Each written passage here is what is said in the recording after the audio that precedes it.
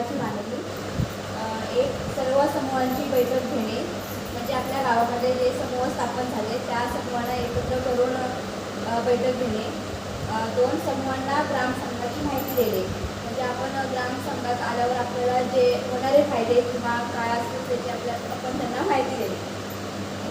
3 ग्रामसंघ पदाधिकारी यांची निवड करणे आणि पदाधिकाऱ्यांच्या भूमिका आणि जबाबदाऱ्या त्यांना सांगणे. ग्रामसंघाला नाव देणे आणि ग्रामसंघाचा ठराव तयार करणे. 7 ग्रामसंघाच्या उपसमित्या नेमणे. समूहाकडून भागभांडवल व सभासद फी जमा करणे.